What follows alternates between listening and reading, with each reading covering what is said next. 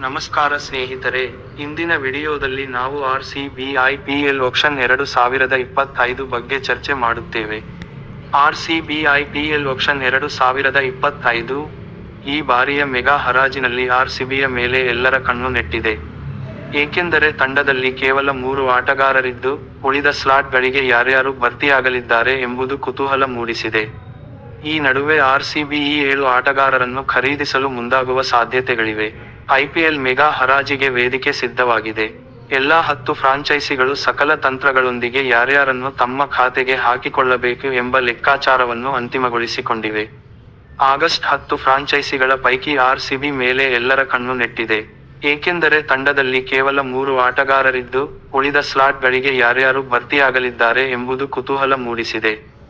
ಈ ನಡುವೆ RCB ಈ 7 ಆಟಗಾರರನ್ನು ಖರೀದಿಸಲು ಮುಂದಾಗುವ ಸಾಧ್ಯತೆಗಳಿವೆ.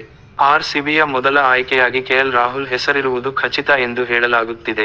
ಹೇಳಿ ಕೇಳಿ ಕನ್ನಡದ ಹುಡುಗನಾಗಿರುವ ರಾಹುಲ್ ಖರೀದಿಗೆ RCB ಮುಂದಾಗಬಹುದು.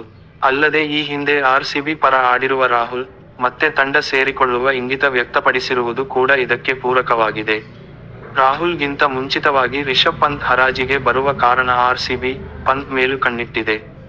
ಪಂತ್ ಆಗಮನದಿಂದ ತಂಡಕ್ಕೆ 3 ಉಪಯೋಗಗಳಾಗಲಿದ್ದು, ವಿಕೆಟ್ ಕೀಪರ್ ಜೊತೆಗೆ ನಾಯಕನ ಆಯ್ಕೆಯೂ ಸಿಗಲಿದೆ. ಹೀಗಾಗಿ ಪಂತ್ ಕೂಡ RCB ಟಾರ್ಗೆಟ್ ಲಿಸ್ಟ್ ನಲ್ಲಿದ್ದಾರೆ. RCBಯ ಮಾಜಿ ನಾಯಕ ಫಾಫ್ ಡು ಪ್ಲೆಸಿಸ್ ಕೂಡ ಮತ್ತೆ RCBಗೆ ಸೇರುವ ಸಾಧ್ಯತೆಗಳಿವೆ.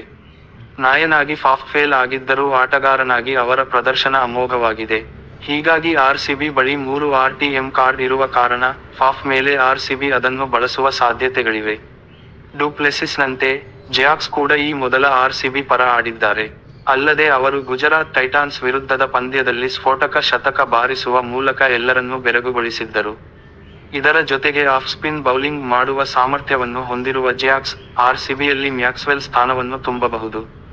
ಪಂಜಾಬ್ ಪರ IPLನಲ್ಲಿ ಅದ್ಭುತ ಪ್ರದರ್ಶನ ನೀಡಿದ್ದ ಹರ್ಷದೀಪ್ ಸಿಂಗ್ ಈ ಬಾರಿ ಮೆಗಾ ಹರಾಜಿನಲ್ಲಿ ಕಾಣಿಸಿಕೊಳ್ಳಲಿದ್ದಾರೆ.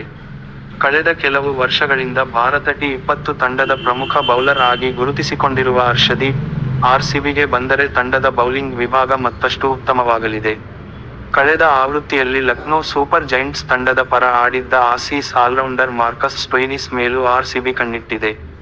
ಸ್ಟೋಯ್ನಿಸ್ ಆಗಮನದಿಂದ ತಂಡದ ಕೆಳ ಕ್ರಮಾಂಕ ಬಲಿಷ್ಠವಾಗುವುದಲ್ಲದೆ ಬೌಲಿಂಗ್ ಆಯ್ಕೆಯೂ ಸಿಗಲಿದೆ. ಅಲ್ಲದೆ ಈ ಹಿಂದೆ RCB ಪರ ಆಡಿರುವ ಸ್ಟೋಯ್ನಿಸ್ ಖರೀದಿಗೆ RCB ಮುಂದಾಗಬಹುದು. ಕಳೆದ ಕೆಲವು ಆವೃತ್ತಿಗಳಲ್ಲಿ RCBಗೆ ಪ್ರಮುಖವಾಗಿ ಕಾಡಿದ್ದು, ಒಬ್ಬ ಉತ್ತಮ ಸ್ಪಿನ್ನರ್ನ ಕೊರತೆ. 2022ರ ಮೆಗಾ ಹರಾಜಿನಲ್ಲಿ RCBಯಿಂದ ರಾಜಸ್ಥಾನ ತಂಡಕ್ಕೆ ಯುಜ್ವೇಂದ್ರ ಚಹಾಲ್ ಹೋದ ಬಳಿಕ ಆ ಸ್ಥಾನವನ್ನು ತುಂಬಲು ಇದುವರೆಗೂ ಯಾರಿಗೂ ಸಾಧ್ಯವಾಗಿಲ್ಲ. ಹೀಗಾಗಿ ಚಹಾಲ್ ಮತ್ತೊಮ್ಮೆ RCB ಪಾಳಯವನ್ನು ಸೇರಬಹುದು ಎನ್ನಲಾಗುತ್ತಿದೆ. ನೀವು ಈ ಕುರಿತು ಏನು ಚಿಂತಿಸುತ್ತೀರಿ? ನಿಮ್ಮ ಅಭಿಪ್ರಾಯಗಳನ್ನು ಕಾಮೆಂಟ್ ಬಾಕ್ಸ್ನಲ್ಲಿ ತಿಳಿಸಿ. ನಮ್ಮ ಚಾನೆಲ್ను ಸಬ್ಸ್ಕ್ರೈಬ್ ಮಾಡಿ, ವಿಡಿಯೋವನ್ನು ಲೈಕ್ ಮಾಡಿ ಮತ್ತು ನಿಮ್ಮ ಮಿತ್ರರಿಗೆ ಶೇರ್ ಮಾಡಿ.